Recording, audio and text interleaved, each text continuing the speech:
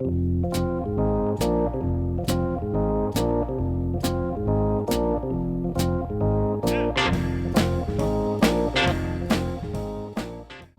à toutes et tous et bienvenue pour l'épisode 3 des Lumières de l'ombre. Aujourd'hui, je vous propose de découvrir un auteur également très prolifique, puisqu'il a écrit pas moins de 1000 chansons et non des moindres. Vous allez le constater par la suite. Il s'agit de Boris Bergman. Mais avant d'entamer cette émission, je voudrais préciser le fait que vous me voyez aujourd'hui sur City Light TV Belgique, mon diffuseur principal, avec un casque audio sur les oreilles.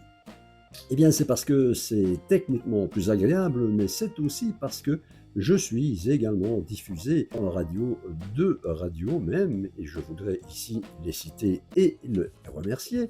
Il y a tout d'abord Radio Ourtemblève que l'on peut écouter sur le 106.2 en FM, en DAB+, sur le canal 12B, et ça, c'est en province de Liège, et ce sera le mercredi à 15h.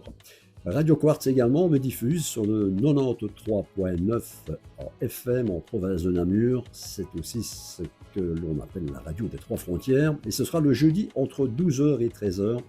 Je vous invite bien évidemment à les retrouver sur leur site internet et leurs pages respectives. Et d'autres radios devraient suivre. Revenons donc à l'épisode 3 des Lumières de l'ombre avec aujourd'hui, comme je le disais en introduction, Boris Bergman qui a écrit pour les plus grands de la chanson française. Boris Bergman est né le 31 août 1944 à Londres. C'est un parolier, un écrivain, un acteur, dramaturge britannique d'origine russe. Il est notamment connu comme parolier des premiers succès d'Alia Bashung. On va y revenir. Les parents de Boris Bergman, pour faire un petit peu sa biographie, sont des juifs ashkénazes qui viennent d'Ukraine, d'Odessa et de Kiev. Le papa de Boris Bergman a été arrêté et incarcéré à Drancy. Il a échappé à la déportation. Boris arrive en France avec ses parents à 14 ans et est déjà passionné par l'écriture. Il fait ses débuts de parolier en écrivant sa première chanson intitulée Nocturne pour Eva. C'était en 1967 et dès 1968, le succès est au rendez-vous lorsqu'il écrit le texte anglais Rain and Tears avec Vangelis pour le groupe Aphrodite Child, le premier groupe de Demis Roussos. Il devient l'auteur d'une multitude de chansons pour les artistes les plus divers, dont Richard Anthony. Il y a aussi Dalida, France Gall, pour laquelle il a écrit Les années folles, La manie et La révolution, Shakespeare et pire encore. Il y a aussi Juliette Gréco qui fait partie de sa liste, Leroy Misère, notamment Patrick Juvet avec Sonia, Marie Laforêt, Pourquoi les hommes pleurent, Catherine Lara, dernière édition, Herbert Léonard, Mon cœur est comme une rivière, Mireille Mathieu, Nana Mouskouri et surtout Nicoletta, avec qui il lui a fait un merveilleux tube en 1973. Souvenez-vous, c'était Fio Maravilla. Voilà, pour commencer cette programmation, nous allons donc écouter le tout premier tube de Boris Bergman. Il s'agit de Rain and Tears du groupe grec Aphrodite Child, sorti en 1968. Voici cette chanson dans laquelle on retrouve évidemment Demis Roussos et Vangelis. Souvenez-vous, par la suite, il aura fait Les Chariots de Feu, un groupe grec dans les années 60 qui a connu un certain succès, mais surtout ce fut un immense succès en 68 pour Boris Bergman, qui a rédigé le texte dans une chambre d'hôtel sous la pression de l'éditeur. Celui-ci l'aurait même enfermé dans cette chambre afin de terminer le texte dans les temps, toujours dans le contexte des grèves en lien avec les événements de mai 68.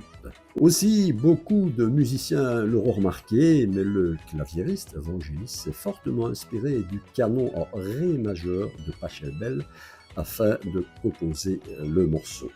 Ce qui nous apporte, c'est évidemment la qualité du texte de Boris Bergman, Rain and Tears, Aphrodite Child en 1968, c'est dans les Lumières de l'ombre. Flashback. Flashback. Souvenir.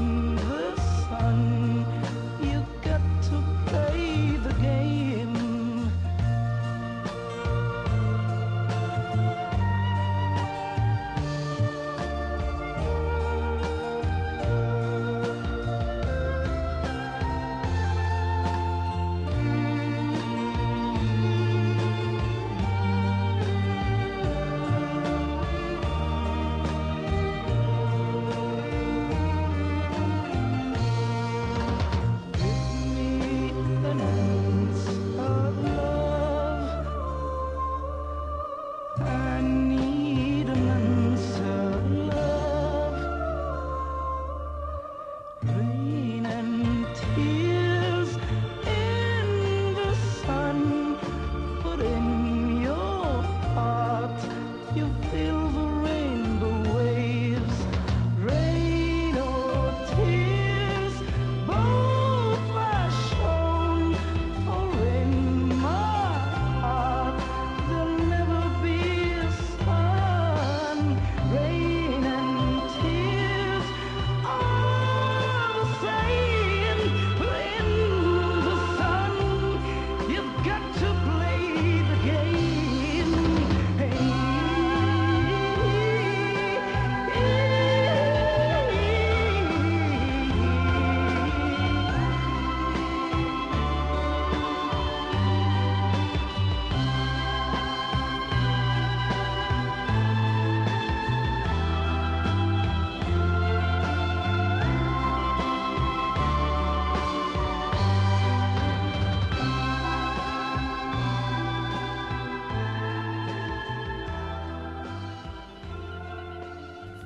L'anglophilie de Boris Bergman le conduit naturellement, dans la mouvance de l'époque, à écrire les adaptations françaises de succès anglophones. On lui doit notamment l'adaptation de la chanson du film Le Parrain, qui s'intitule en français « Par le plus bas ». Mais au fil de la collaboration plus engagée avec des chanteurs comme Maurice Dulac et Christophe, c'est au début des années 80 avec Alain Bachung que son style trouve sa plénitude au travers des succès que sont Gabi oh Gabi et Vertige de l'amour. Il apparaît alors comme le double du chanteur à tel point que les deux hommes se brouillent dès 1981, après qu'un certain journal ait consacré un grand portrait à Boris Bergman, chose qu'Alain Bachung aurait très mal vécue. Après 3 ans de brouille, les deux hommes se retrouvent pour l'album Passé, le Rio Grande en 1986, puis pour l'album Novice en 1989. Les deux hommes se séparent en 1990 sans quasiment se revoir, et c'est Jean Fauque prenant la place de Bergman comme parolier dans un premier temps, mais ça on y reviendra lors d'un autre épisode des Lumières de l'ombre. Dans un documentaire sur la chanson française réalisé par Philippe Manœuvre et diffusé sur Canal+, Boris Bergman affirme « Je n'ai jamais écrit avec Bachung, j'ai écrit pour Bachung ». Ce qui ne l'empêcha pas de lui rendre vibrant hommage lors de sa disparition. La manière dont certaines critiques ont perçu sa collaboration avec Bachung le fait sourire aujourd'hui. Certains journalistes de ce que j'appelais le triangle des Bermudes, et que moi personnellement, Alain Cornet, je ne citerai pas ici, l'ont un peu chahuté. Pour eux, il était l'auteur qui avait fait les vilaines chansons de Bachung pour les intégristes de Bachung. Sa vie commence à partir de blessures. Mais comme Boris Bergman a fait l'album Novice en 89, il y a 7 chansons en tout, ils sont bien emmerdés d'avouer que c'est le même homme qui a écrit Gabi oh Gabi et Vertige de l'amour. Bachung l'appelait le fou chanté, en référence, vous avez remarqué, au fou chantant. Avec son parolier Boris Bergman, Alain Bachung utilise dans ce titre un langage fait d'écriture automatique, d'images abstraites, de double sens, de propos surréalistes et de calembours. Par exemple, souvenez-vous, et vous allez réécouter, si ça continue, je vais me découper au lieu de je vais me casser. Oui, il ajoute, suivant les Poitillés. Donc, quoi de plus évident que d'écouter un des deux plus grands et des plus beaux textes de Boris Bergman et le deuxième tube, surtout d'Alain Bachung, Vertige de l'amour, en 1981. Elle est le premier single du 3e album studio de Bachung. Pizza, c'est son nom, et c'est dans les Lumières de l'ombre.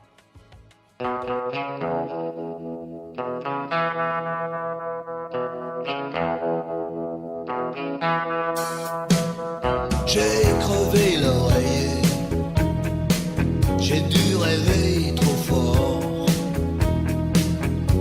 Ça me prend les jours fériés, quand Gisèle clappe dehors. J'aurais pas dû ouvrir à la roquine carmélite. La mère sup m'a vu venir, Dieu avait mis un kilt. Y a dû y avoir des fuites. Oh oh, vertige de l'amour.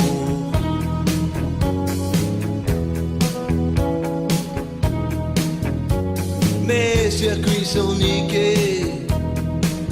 Puis y a un truc qui fait masse. Courant peut plus passer. Non mais t'as vu ce qui passe. Je veux le feuilleton à la place. Oh oh, vertige de l'amour.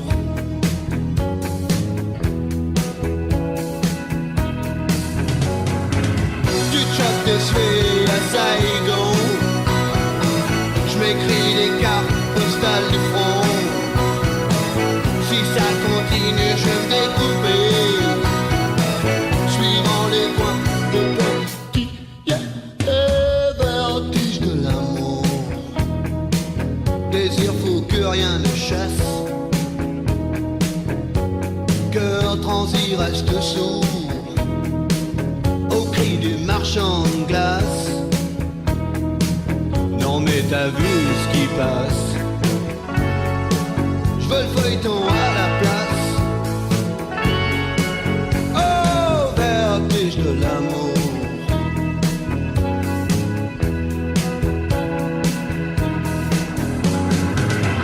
Mon légionnaire attend qu'on chante. Et la tranchée vient d'être peinte. Écoute, si ça continue, je vais me découper. Suivant les points qui vertige de l'amour. J'ai dû rêver trop fort. Ça me prend les jours fériés.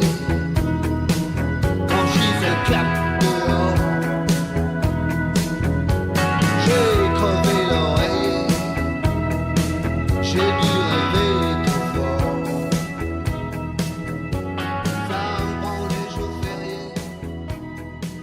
Franchise et clap dehors. En janvier 2022, il est l'auteur des paroles du single Ici Londres d'Axel Bauer. Ce titre, qui aborde l'idée de résistance, revisite les messages émis par Radio Londres pendant la Seconde Guerre mondiale et contient des enregistrements de la voix de Frank Bauer, le papa d'Axel, et qui fut le dernier speaker de Radio Londres durant la Seconde Guerre mondiale. Axel Bauer lui rend un hommage, Frank, décédé en 2018, à l'orée de ses 100 ans. Axel Bauer racontait la genèse de cette chanson. Elle est née il y a une petite dizaine d'années. À l'époque, mon père était venu à la maison, il m'avait raconté son histoire. Il m'a eu aussi tard et quand j'étais gamin, il ne parlait jamais de la guerre. J'ai vraiment découvert sa psychologie en lisant 40 à Londres, son autobiographie. On voulait faire cette chanson ensemble, j'ai enregistré sa voix. Je lui ai demandé de redire « Les Français parlent au français », ce qu'il avait fait, tenez-vous bien, 517 fois durant l'émission. Et Boris Bergman a écrit ce magnifique texte. C'est avec cette chanson que se termine l'épisode 3 des Lumières de l'Ombre. Rendez-vous bientôt pour un prochain numéro. D'ici là, écoutez, profitez bien de la vie, que tout aille bien. Axel Bauer, Ici Londres en 2022. Et n'oubliez pas, leurs plumes ont écrit les plus grands tubes. À bientôt. Portez-vous bien. Alain Cornet.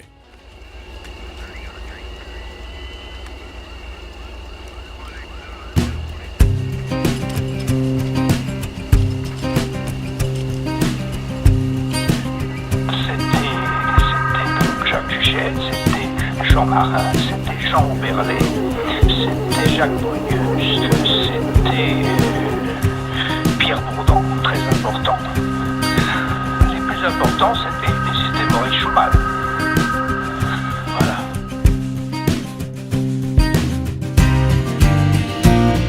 Les Français parlent aux Français. Les gorilles, bananes, l'archevêque.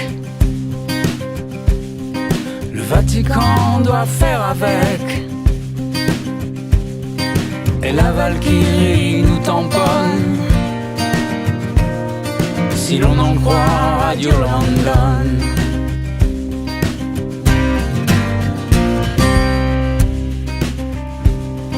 La girafe est dans les nuages, les yeux brouillés par le carnage. Le serpent nous tire les sonnettes, le facteur s'endort sous nos fenêtres. Ici,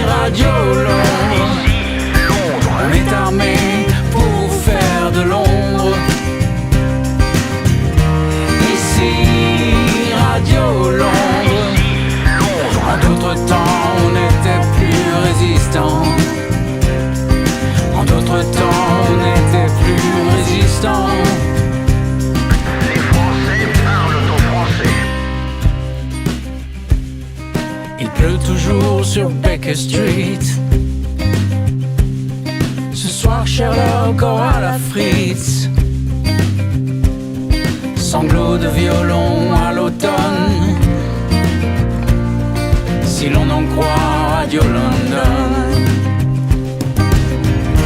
Ici Radio Londres, on est armé pour vous faire de l'ombre. Ici Radio Londres, en d'autres temps on n'était plus résistant. En d'autres temps on n'était plus résistant. Aujourd'hui, 761e jour de la lutte du peuple français pour sa libération.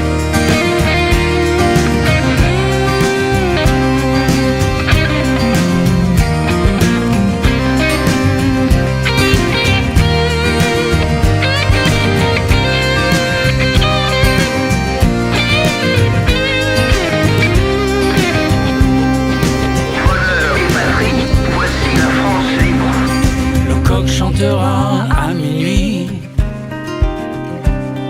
sur le vélo de tante Amélie.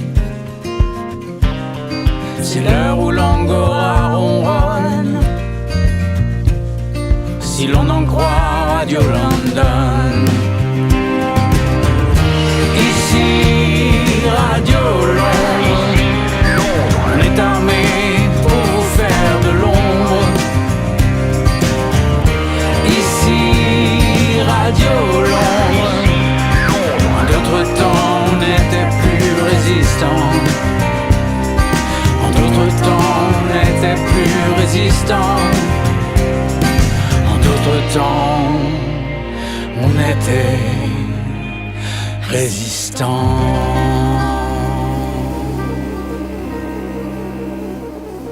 On ne pouvait pas se tromper dans les messages. Parce que si on s'était trompé, on aurait fait sauter un pont au lieu d'un autre. On se serait trompé de jour pour faire sauter un train, tu comprends ?